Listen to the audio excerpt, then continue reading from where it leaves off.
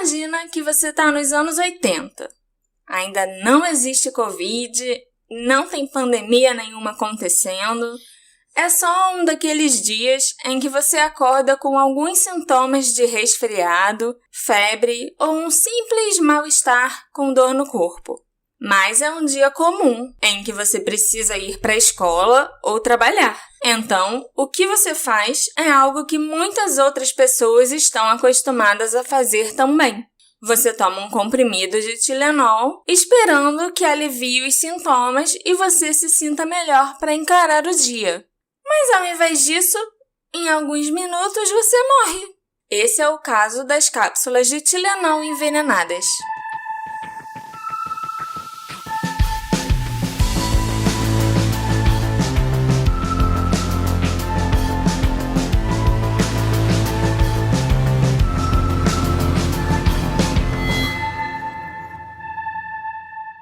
Olá, meus queridos assistentes! Sejam bem-vindos a mais um episódio do Detetive do Sofá. Eu sou Marcela Souza e tô dando graças a Deus de ainda estar aqui viva para contar essa história para vocês depois de ter tomado um Tilenol ontem à noite. E aqui do outro lado do sofá é o Alexandre. E esse caso, o que eu acho mais interessante, na verdade, além do próprio ocorrido, é o quanto nós aqui no Brasil nunca tomamos conhecimento desses assassinatos que aconteceram com Tilenóis envenenados. E Tilenol é um dos remédios mais tomados aqui no país até hoje. E é engraçado como que, sei lá, isso foi acobertado ou que isso nunca chegou aqui. Vamos ver aí o que tem. Em 28 de setembro de 1982, uma criança de 12 anos, chamada Mary Kellerman, acordou se queixando de dor de cabeça e dor no corpo. Sua mãe, como toda mãe dos anos 80, que é despreocupada com os filhos e tal, deu um comprimido de Tilenol extra forte para a garota e mandou ela se arrumar para ir para a escola. Forte. Extra forte. Nem viu se ela estava com febre, nem nada. É só, toma aqui um Tilenol, se arruma e vai para a escola, hein? A mãe preparou o café da manhã e ficou esperando Mary descer para tomá-lo, mas meia hora depois, nada de Mary. Como ela estava se atrasando, a mãe subiu até o quarto para apressá-la, mas encontrou a filha morta. Mais tarde, naquele mesmo dia, um funcionário dos Correios chamado Adam Janos morreu do que as autoridades acreditavam ser um infarto fulminante. Ele tinha 27 anos na época de sua morte. Pode parecer estranho a polícia e os médicos aceitarem tão bem assim uma pessoa de 27 anos morrer de infarto, porque a gente sempre escuta falar, de infarto em pessoas mais velhas. Mas é cada dia mais comum pessoas jovens de 20, 30 e poucos anos infartarem. E quanto mais jovem você é, mais preocupante é o caso, porque quando causado em jovens, infartos quase sempre são fulminantes. Então, eu tinha ficado surpresa porque 27 anos infartou, morreu. Quer dizer, não infartou, né? Mas acharam que infartou. Mas não, isso aparentemente é muito comum. E sempre dá pra ligar um caso de estresse extremo. A pessoa que tava muito estressada, a vida dela e tal. Funcionário do correio não tem motivo pra se estressar, não. São as pessoas mais lentas do mundo. Tu vai lá entregar a encomenda e ele age como se você tivesse todo o tempo do mundo pra ficar lá. O irmão e a cunhada de Adam, Stanley e Teresa, foram à sua casa para consolar a família, principalmente os pais de Adam e Stanley, que estavam arrasados com a perda de um filho. O problema é que Stanley e Teresa estavam com fortes dores de cabeça devido ao trauma de perder uma pessoa próxima e a todos os acontecimentos do dia. Por isso, eles tomaram Tilenol para aliviar a dor. Stanley e Teresa Janos faleceram alguns momentos depois, o que causou um caos na família e no bairro que eles moravam. Os pais tiveram que ser levados para o hospital por causa do choque de perder os 2 filhos e a nora tão subitamente. E o que era para ser o enterro de uma pessoa virou o enterro de 3. Esses parentes, então, tomaram o Tilenol que estava na casa da pessoa que já tinha morrido. Exatamente. O Adam provavelmente tomou um Tilenol quando chegou em casa do trabalho à noite, sei lá, morreu. Aí depois, o irmão dele e a cunhada foram lá pra casa onde ele morava, consolar. Os pais também, e foram ajudar, com todos os procedimentos funerários e consolar os pais. E estavam com dor de cabeça, foram lá no banheiro, tomaram cada um comprimido de Tylenol. O mesmo Tylenol que o Adam tinha tomado antes de morrer. Nos 3 dias seguintes, mais 3 pessoas faleceram inesperadamente. Mary McFarland, de 31 anos, Paula Prince, de 35, e Mary Reiner, de 27 anos. Uma enfermeira, amiga e colega de quarto de Paula Prince, percebeu que ela havia tomado Tylenol pouco antes de morrer. Ela resolveu verificar o frasco e, assim que abriu, sentiu aquele cheiro amendoado característico do cianeto. Ela chamou a polícia imediatamente, que levou o frasco para análise, além de voltar nas casas das outras vítimas e verificar quem havia ingerido Tylenol ou quem possuía frascos de Tylenol em casa. E todas as vítimas tinham frascos de Tylenol extra forte nas suas casas. Já tomado, aberto e tomado, né? Sim. É importante ressaltar que não é todo mundo que consegue sentir o cheiro do cianeto. Então, se você tá pensando, nossa, vou começar a cheirar todos os meus remédios para ter certeza que eu não vou ser envenenado, não sei se vai adiantar, porque a grande maioria das pessoas não vai sentir cheiro nenhum. Essa capacidade de sentir esse cheiro meio amendoado do cianeto é um traço genético. Recessivo, né? Isso. Não é igual o gás de cozinha, né? Que tem aquele cheiro artificial que é pra você saber que tem algum perigo acontecendo. Sim, claro. Até porque todo mundo tem gás de cozinha em casa, mas ninguém quer ter cianeto em casa. Se você tiver, você é um espião soviético infiltrado. Uma vez que se percebeu que todas as pessoas que morreram haviam tomado Tylenol recentemente, os testes foram rapidamente realizados e revelaram o cianeto presente nos frascos e nos corpos das vítimas. A cidade de Chicago tinha um envenenador em série nas mãos. Para quem não sabe, a fabricante de Tylenol é a Johnson. Pode falar nome de marca? Pode. Podcast é meu, então eu decido. E no programa que eu ouvi sobre esses assassinatos da primeira vez, Unsolved Murders, eles falavam. Então, e eles são muito maiores do que a gente vai ser, Sim. eles não se preocupavam. Tá. Então, é a Johnson & Johnson que fabricava Tylenol. Johnson fabricava Tylenol. Eu posso falar da Johnson porque sim, porque o podcast é meu e eu resolvi que eu vou falar. E quando isso aconteceu... Diga-se de passagem que Tylenol já é uma marca por si só. Sim, é verdade. Porque o remédio é paracetamol. Verdade. Será que o Tylenol vai me processar porque eu tô falando que eles estão envenenando a galera? Quer dizer, eles envenenaram nos anos 80. Ninguém vai ser envenenado hoje em dia, não. Se processar, é porque o programa fez sucesso, amor! Toca aqui! Uhul! Tomara que eu seja processado. Quando isso aconteceu, a Johnson parou imediatamente toda a produção, suspendeu as propagandas do Tylenol e aconselhou o público a não tomar nenhum medicamento com acetaminofeno, o principal componente do Tylenol, pelo menos naquela época. Hoje em dia eu não sei se continua sendo esse. A Johnson & Johnson também fez um recall de todos os produtos e recolheu mais de 30 milhões de frascos de Tylenol no país inteiro. 30 milhões de frascos. É impossível fazer recall de tudo. Quem comprou, já comprou. Lógico. A empresa também ofereceu uma recompensa por qualquer informação que levasse à descoberta da identidade do assassino. Com o recall, foram descobertos mais alguns frascos contaminados também em Chicago.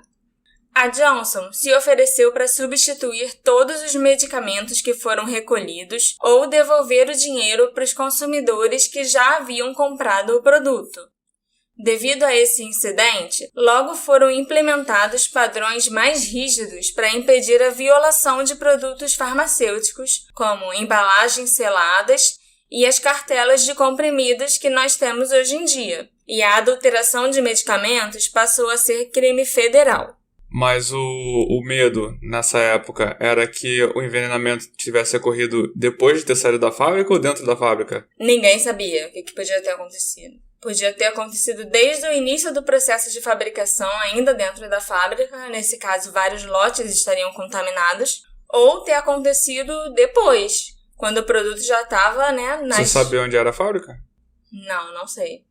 Porque os envenenamentos estavam locais, né, em Chicago. Sim, eram só em Chicago. Inclusive, dos 30 milhões de frascos, eles só encontraram mais alguns frascos adulterados, todos esses na área central de Chicago. Por isso que eles chegaram à conclusão de que não foi nenhum tipo de envenenamento que aconteceu durante a produção do produto. Senão teria mais Tilenol contaminado em vários outros estados do país. Mas eles chegaram a ligar para o Tilenol vendido numa loja específica, ou num bairro específico, ou para um lote específico? Não era nenhum lote específico. Ficou comprovado que esse Tilenol adulterado era encontrado em algumas farmácias e supermercados dos bairros mais centrais mesmo da cidade de Chicago. Tipo, alguém passou comprando Tilenol em várias farmácias e mercados diferentes, botou o cianeto neles e foi lá e devolveu os frascos com cianeto para as mesmas farmácias, até farmácias diferentes e tal, entendeu? E hoje em dia, quando eu ouvi falar isso a primeira vez, eu achei difícil. Como que alguém vai injetar veneno num comprimido de Tilenol, que eu tô cansado de tomar, que ele é um comprimido maciço, prensado, mas naquela época não era assim, né? Não, era aquele comprimido meio gelatinoso. E eles vinham em frasquinhos normais, assim, aqueles de rosca, que não eram lacrados. Não existia aquele tipo de lacre, né? Que você abre e você vê que realmente, tava lacrado. Agora eu escutei esse estalinho aqui, ficou um pedacinho ali embaixo e a tampa sai.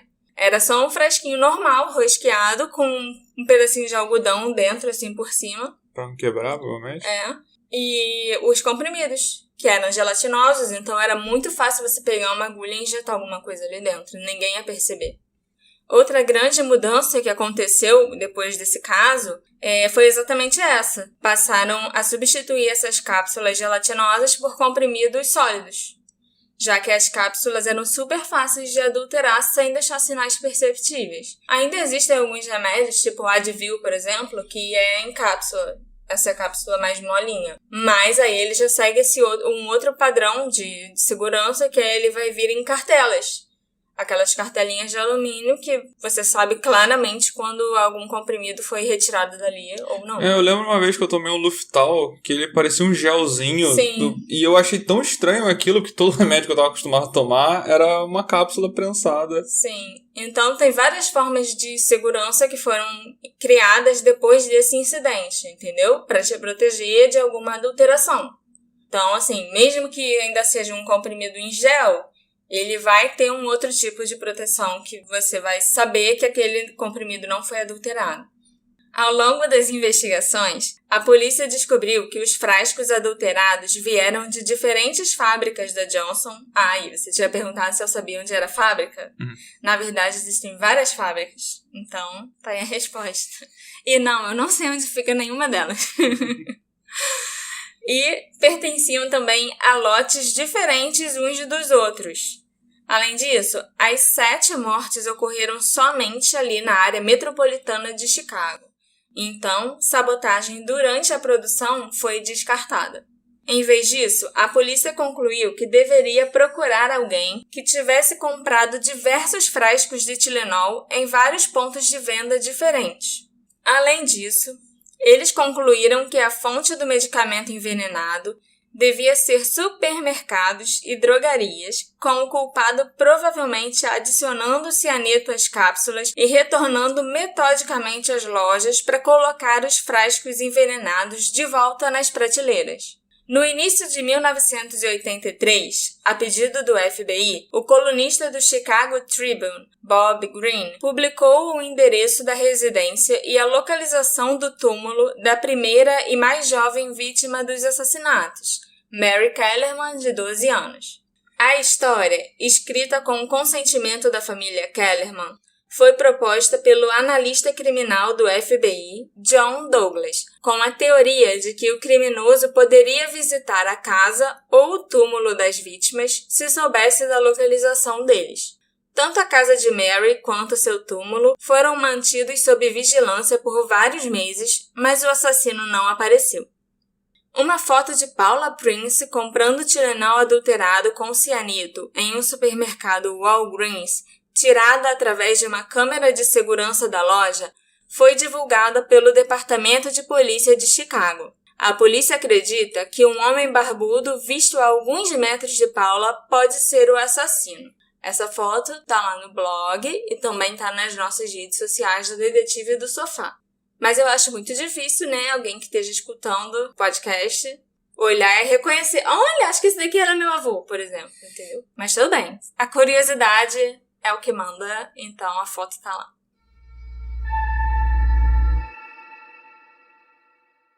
O primeiro suspeito que a polícia considerou se chamava Roger Arnold. Ele foi investigado na época e acabou sendo liberado pela polícia. Mas ele teve um colapso nervoso devido à atenção da mídia provocada pela investigação. O Roger culpou Marty Sinclair, que era o proprietário de um bar que ele sempre frequentava, de tê-lo acusado e trazido toda essa reviravolta para sua vida e jurou que ia assassinar o Marty. No verão de 83, Roger Arnold atirou e matou um homem chamado John Stanisha, porque ele confundiu o John com o Marty. O John não tinha absolutamente nada a ver com essa história, mas o Roger já estava meio bêbado quando ele resolveu ficar de tocaia na porta do bar e viu esse cara saindo e pensou, é o Marty, vou matar ele agora. Aí foi lá, atirou e depois viu que não era o Marty. Então ele assassinou um homem que não tinha absolutamente nada a ver com a história. O Marty ficou livre rindo da cara dele. O Roger foi condenado por assassinato em 2º grau, em 84, e passou 15 anos na prisão. Mas por que ele foi apontado como suspeito? Só de sacanagem? Só de sacanagem, ninguém sabe por quê, mas alguém ligou pra polícia falando, dá uma olhada nesse cara aqui, eu acho que foi ele e tal, ele tava aqui no bar com umas conversas meio estranhas. Realmente deve ter sido o Marty Sinclair, e os dois já tinham alguma rixa entre eles. Isso não ficou muito claro, né? O que aconteceu para causar isso tudo. Mas o Roger não era o assassino de Tylenol. Tinha nada a ver mesmo. Realmente tinha nada a ver. Ele foi totalmente inocentado daquelas acusações relacionadas ao Tylenol. Mas passou 15 anos na prisão porque matou aquele cara que não tinha nada a ver com a história. Ele faleceu em junho de 2008. A segunda pessoa suspeita que a polícia investigou era Laurie Dan. Laurie era uma professora que envenenou um alto número de pessoas, mais de 15. 15 é só o que a gente tem certeza. E ela também atirou e matou um homem e depois abriu fogo contra uma escola. Esses que ela envenenou também morreram? Também foi com cianeto? Não foi com cianeto. E alguns morreram. Mas isso é o de menos, né? Porque, além de envenenar as pessoas, ela ainda resolveu fazer um desses ataques terroristas aí, tipo Columbine. Ela foi a precursora de Columbine, olha só. Entrou na escola e começou a atirar em todo mundo. Ainda matou um outro cara. E ela também tinha um histórico de doenças mentais. Todo mundo acha que quem tem doenças mentais é maluco. Nesse caso, ela realmente era. E depois que ela abriu fogo contra essa escola e feriu e matou várias pessoas, ela cometeu suicídio. Então a polícia nunca conseguiu prendê-la, interrogá-la e levá-la em custódia com eles. Então ela também não foi liberada como suspeita. Então, ela foi momentaneamente considerada a grande suspeita, mas como ela nunca lidou com cianeto, ela usava veneno strychnina, que eu acho que é o veneno aquele de Breaking rato, Bad. o chumbinho, não é? Não, Breaking Bad acho que é outra coisa. Eu acho que a strychnina é o veneno que você usa pra matar rato. E era esse que ela usava. Ela botava nas caixinhas de suco que ela dava pras crianças e tal. E ela deixava, e no leite, tipo, ela deixava garrafas de leite na porta das pessoas, envenenada, e bolinhos e tudo, assim, ela só ia envenenando pessoas a esmo. Mas ela nunca usou cianeto. Era parecido, mas faltou o cianeto. A polícia acabou eliminando ela como suspeita e não acreditou que ela tinha ligação com os assassinatos do Tylenol. Eu queria muito saber mais sobre essa mulher e as coisas que ela fez. Quem sabe um dia eu faço um especial sobre ela. Porque eu fiquei muito intrigada o que leva uma pessoa a sair simplesmente distribuindo coisas envenenadas por aí. Não era nem para pessoas que ela conhecia e não gostava. Era para estranhos. E crianças, assim. Muito louca, realmente. Essa doença mental, eu dou um crédito para as pessoas que acham que todo doente mental é maluco. O terceiro suspeito que teve na época foi... Eu não sei falar o nome dele. O Unabomber. Ted Kaczynski. Mas tem um C e um K antes do Z. Tá, Deixa eu Kaczynski. Não, tem um C. Eu acho que é simples. Não é tão simples, tem o C. É Kaczynski. Não complica. O terceiro suspeito é um suspeito bem estranho, porque, assim, era o Ted Kaczynski, também conhecido mundialmente como o Unabomber. E nunca entendi por que a polícia considerou que ele poderia ser o assassino do Tylenol, porque esse nunca foi o modus operandi dele. Eu já ouvi falar muito do Unabomber, mas nunca corri atrás, nem vi um filme pra saber o que ele fez. O que o Unabomber fez? A parada dele era fazer bombas caseiras e... Ele que mandava carta-bomba? Ele mandava carta-bomba pras pessoas e tal. Mas assim, envenenamento nunca foi nem um pouco relacionado, né, ao MO do Unabomber. Mas, pelo que eu descobri, a família do Ted era dona de uma casa em Chicago, em 82, e o Ted às vezes ficava nessa casa da família dele. Então, ele estava na região de Chicago na época que esses assassinatos aconteceram.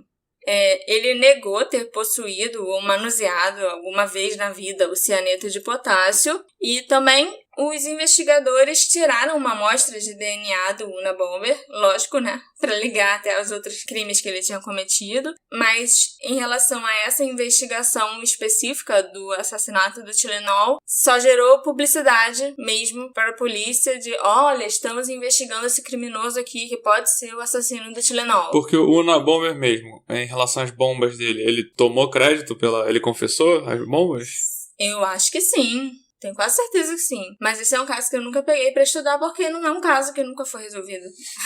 Ele, inclusive, tem esse título de o Unabomber. Então, o quarto suspeito da polícia era um homem chamado James William Lewis. E ele foi o principal suspeito do FBI pelos assassinatos do Tylenol. Depois que a história chegou às notícias, o James enviou uma carta a Johnson & Johnson reivindicando a responsabilidade pelo envenenamento e exigindo um resgate de $1 milhão para evitar mais mortes. Isso não é um resgate, isso é uma... É uma chantagem. É uma chantagem, uma Pois ameaça. Eu tô com o seu Tylenol aqui. Tô com Tylenol, vou matar uma galera, vou forçar todo mundo a tomar cianeta, hein? Mas ele chamou de resgate, né? Resgate das cápsulas de Tylenol envenenadas. Ele também enviou uma carta ao presidente Reagan, ameaçando assassiná-lo com um avião com controle remoto e envenenando mais pessoas com cianeto no Tylenol. Eita, aí foi longe. Muito longe. Agora, como você assassina alguém com um avião de controle remoto? Se fosse um Unabomber, eu acreditaria. Mas esse cara é meio... não sei não. A polícia prendeu James Lewis e o acusou de extorsão, claro, mas não tinha provas suficientes para acusá-lo pelos assassinatos. As autoridades o condenaram por extorsão e deram a ele uma sentença de 20 anos por seus crimes. James só passou 13 anos preso antes de ser libertado. A polícia não conseguiu relacioná-lo com os crimes, pois ele e sua esposa estavam morando na cidade de Nova York na época. Então o cara faz esse... Então se ele não foi o responsável, ele mandou uma carta de sacanagem pra ver se colava e ganhava um trocado. Ele armou esse circo todo, mandando carta até para o presidente, ameaçando o presidente, sendo que ele nem em Chicago estava na época que os assassinatos aconteceram. Então é estranho isso, sabe? Então, e atualmente ele não é um suspeito, ele foi liberado? Ou ainda está em aberto essa questão dele? Ainda tá em aberto, mas eu vou falar um pouco mais dele. Mas o cara, ele só queria chamar atenção. Aparentemente foi de graça mesmo. Foi, aparentemente. É que nem essas confissões falsas que a gente vê por aí. Ou então um cara que foi pego por um crime confessa que tem mais, centenas de pessoas que ele matou. Só que é só pra realmente, já que eu fui pego, então deixa eu aumentar meu status. Chamar atenção. Um programa de TV de Boston informou que documentos do tribunal divulgados no início de 2009 mostram que os investigadores do Departamento de Justiça concluíram que Lewis era o responsável pelos envenenamentos, apesar de não terem provas suficientes para acusá-lo. Em janeiro de 2010, James e sua esposa enviaram amostras de DNA e impressões digitais às autoridades. Ele afirmou, inclusive, que se o FBI agir de maneira justa, não tenho com o que me preocupar. Ele continua negando a responsabilidade pelos envenenamentos. Então, depois que ele foi preso, ele falou que não tinha nada a ver com ele? Exatamente. Ele não ganhou. Depois de ter chantageado a Johnson, anunciado que era ele, mandou carta pro presidente, falou, não tem nada a ver com isso não. E aí em 2010, 30 anos depois, ou não, 40 anos depois, ele mandou até digitar DNA pra provar que não era ele. Exatamente. Mas o FBI acredita que sim, ele era o assassino do Tylenol, mesmo morando em Nova York. Então, assim, eu nunca tive acesso aos documentos desse caso específico, porque ainda é considerado um caso aberto. Então, eu não sei as provas que eles têm ou por que eles concluíram que o James pode ser o assassino do Tylenol. Há pouco tempo atrás, eu descobri que depois do recall e aprovação da lei que exigia selos para proteger os frascos de comprimidos, aconteceu mais uma morte confirmada por cianeto de potássio em cápsulas de Tylenol. Em 8 de fevereiro de 86, já eram 4 anos depois do surto, né, que as 7 pessoas morreram, Diane Ellsworth morreu depois de ingerir 2 cápsulas envenenadas de Tylenol extra forte de um frasco que havia sido comprado em uma loja de Nova York. A loja em questão recebeu todo o seu Tylenol do mesmo centro de distribuição que transportou o Tylenol envenenado responsável pelas 7 mortes de Chicago em 82. Nos anos 80 ninguém estava preocupado com validade, né? Então não. É possível que fosse realmente o mesmo lote. Então, mais uma vez, os meios de comunicação locais e nacionais cobriram extensivamente a história da adulteração do Tylenol e o tom da investigação do assassinato foi o mesmo de 82, e os resultados também foram bastante sombrios. A Johnson & Johnson enviou imediatamente representantes para tentar entender o que houve e ajudar na investigação. Em 11 de fevereiro de 86, o porta-voz da FDA, William Gregg, disse que inspecionaram a fábrica onde as pílulas foram feitas e determinou que não havia indicações de que a contaminação pudesse ser o resultado da fabricação. FDA é tipo a Anvisa aqui no Brasil. Isso, Food and Drugs Regulation, eu acho, alguma coisa assim.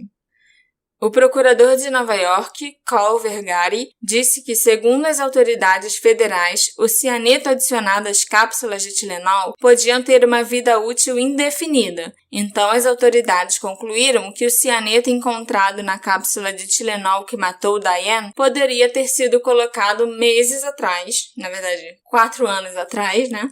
Na mesma época em que os assassinatos começaram. Você falou bem, validade é algo que praticamente só existe aqui no Brasil. Na Alemanha não tem validade. Eu sei disso que a minha professora do curso de gastronomia sempre fala. Na Alemanha as coisas não têm validade, então se passou da validade, pode comer.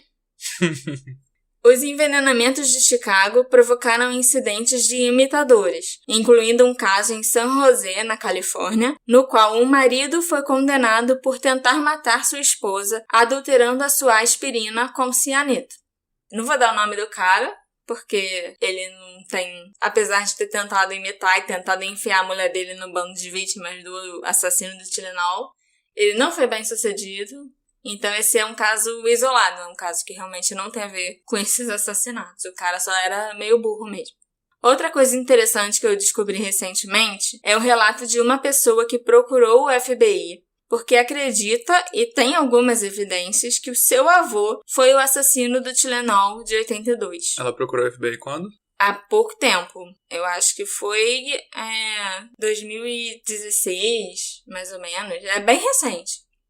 Aparentemente, o avô tinha acesso fácil a cianeto em seu local de trabalho. E um dia, ele chegou em casa avisando a filha para não comprar Tylenol em hipótese alguma e em lugar algum, e para não dar para as netas e não tomar nenhum comprimido de Tylenol que já não estivesse comprado e guardado em casa até aquele momento.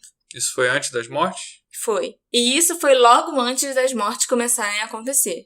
Além disso, a primeira morte aconteceu no bairro de Elk Grove, que era onde a família morava, e as outras mortes foram todas em bairros vizinhos. Como essa ainda é uma investigação em andamento, tanto o FBI quanto a própria pessoa não podem dar mais detalhes sobre o que está sendo feito e o que mais ela e a família sabem a respeito do assunto e do avô que já faleceu há alguns anos. Será que o avô misterioso era o assassino? Ou será que o assassino é um dos outros suspeitos que eu já mencionei? O principal suspeito na época era James Lewis, né? Que inclusive era o grande suspeito do FBI. O homem que enviou a carta para Johnson exigindo $1 milhão para evitar mais mortes. Foi preso de bobeira. Foi preso de bobeira e depois falou que tinha nada a ver com isso. Mas sabe o que o James tem feito desde que ele saiu da cadeia por extorsão? Virou coach. Não. Quer mais uma chance para adivinhar? Não. Ele escreveu livros sobre os vários tipos existentes de venenos. E também escreveu um suspense em que várias vítimas morriam, adivinha? Por envenenamento. Em 2009, ele e a esposa foram intimados, deram DNA, impressões digitais, para comparar com os frascos contaminados. Porque, depois de muito tempo, o FBI resolveu pegar os frascos da época e tentar tirar as impressões digitais dos frascos, né, para comparação. Mas o resultado dessa comparação das digitais foi negativo. O que não quer dizer que ele não tenha sido um envenenador, mas às vezes não conseguiram pegar a digital dele, já que o frasco tá tão antigo guardado. Manuseou com luva, só tinha digital mesmo das outras pessoas que compraram depois, que mexeram no balcão. E também várias pessoas, mesmo que se fosse positivo, a quantidade de gente que manuseia um frasco que tá na prateleira e depois bota ele de volta é muito grande, né? Eu não acho que impressão digital, nesse caso específico, vai dar em nada. No final não serve pra nada, nem pra liberar, nem pra confirmar. Não. Mas que ele é uma figura estranha, né? Que hoje em dia vive da publicidade em torno dos assassinatos do Tylenol. Ele dá entrevista onde você quiser que ele falar com ele aparece. Você não chamou ele aqui pro programa? Pois é. Ele vai em todos os programas de TV, ele vai em podcast, ele dá entrevista pra revista, pra jornal, sempre falando dos assassinatos do Tylenol. Então, que ele é uma pessoa estranha, isso eu acho que a gente não pode negar. Em uma dessas entrevistas que ele deu para divulgar o livro de suspense que ele escreveu, ele declarou que ele pensa nas vítimas dos assassinatos do Tylenol todos os dias. É muito creepy. Assim, pode ser, porque ele é um cara psicopata que agora tá se vangloriando. O que eu acho mais provável é que não, é que ele achou um jeito de pagar as contas. É, exatamente. De tentar vender livro e pagar as contas. Ah, e só por curiosidade, agora em 2015 eles também compararam o DNA não, né? As impressões digitais dos frascos com a impressão digital do Ted Kaczynski, do Unabomber, e também foi negativo. O que me deixou muito interessado nesse caso, acho que eu falei no início do programa, é o quanto Tylenol é um comprimido do dia a dia. Aqui no Brasil a gente toma pra febre, principalmente quem tem alergia à novalgina é obrigado a tomar Tylenol. É uma parte grande das nossas vidas. Pra dengue também, quando você tá com dengue, você só pode tomar paracetamol, Tylenol. E o Tylenol é uma parte grande das nossas vidas e eu pelo menos, não tinha conhecimento que isso aconteceu. Isso não chegou, essa história não chegou no Brasil. Não chegou nem como uma lenda urbana. E que nem, o hambúrguer de minhoca do McDonald's. Alguém inventou, pegou um pedaço da verdade e aumentou pra ser um hambúrguer de minhoca. E ninguém pegou e fez isso. Olha, não toma Tylenol, porque Tylenol tem veneno dentro. Eu conheço... o meu tio, o pai do meu amigo tomou Tylenol e morreu uma vez. Nem como lenda urbana isso sobreviveu. E eu acho engraçado como que isso foi uma época antes da internet, claro. Mas é engraçado ver como isso não foi passado, não chegou aqui, né? Não é que nem... Ia ser muito legal se tivesse que nem a propaganda do tomou Doreu, a dor sumiu, Tylenol na mão, corpo no chão. Meu Deus! Cruz credo! Ia pegar. Essa piada não é minha, é do Dudley. Eu quero agradecer ao Dudley por essa piada. Meu Deus do céu! O gerenciamento de crise da Johnson, na época, lá nos Estados Unidos, foi perfeito. Mas eu tenho certeza que se eles tivessem escutado esse slogan, eles teriam feito um marketing, talvez, em cima disso, quem sabe. Eles também... Se você gosta de marketing, estuda marketing e tal, esse é um caso muito, muito interessante de uma marca que conseguiu se livrar completamente dessa história dos assassinatos do Tylenol, é uma empresa gigante. Entendeu? E, nossa, o jeito que eles lidaram com isso, a rapidez que eles mandaram retirar todos os produtos da prateleira e a recompensa milionária que eles ofereceram em troca de informação. E partiu da própria Johnson de procurar o governo e tentar criar, né, de fato, essa lei sobre regulamentação de como os comprimidos devem vir selados, ou então nessas cartelas que a gente conhece hoje. Todas as mudanças que aconteceram por causa dos assassinatos, essas novas normas de segurança vieram da Johnson. Então, olha aqui o que a gente fez para ajudar o consumidor agora. Então, nós não somos as pessoas más, a empresa má. Você tava com medo de falar da marca no início, tá falando pra quê? Tá dando um monte de elogio? Não tinha que ter medo de falar a marca. Eu não tô dando elogio, porque, de certa forma, eles tinham que fazer alguma coisa pra... Assim, porque a responsabilidade não deixa de ser deles. Eu acho que não fizeram mais do que a obrigação. Não fizeram mais que a obrigação. Porque senão eles iam falir, ninguém mais ia comprar e ia falir. Sim, mas eles fizeram muito, muito bem feito, entendeu? Uhum.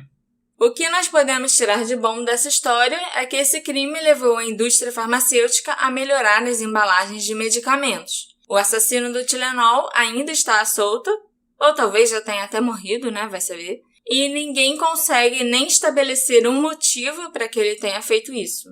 Alguns consideram que esse foi o primeiro ato de terrorismo doméstico dos Estados Unidos.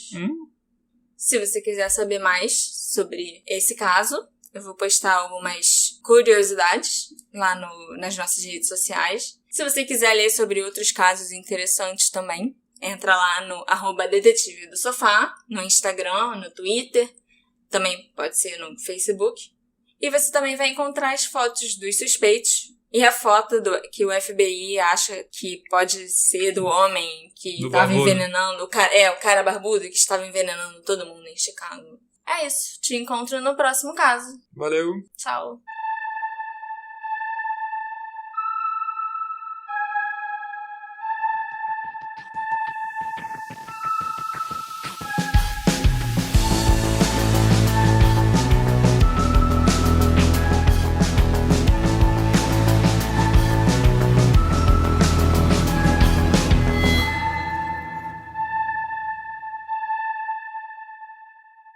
Gostei da piada do Dudu. Gostei muito. Eu terceirizei a piada do Dudu. Dudu.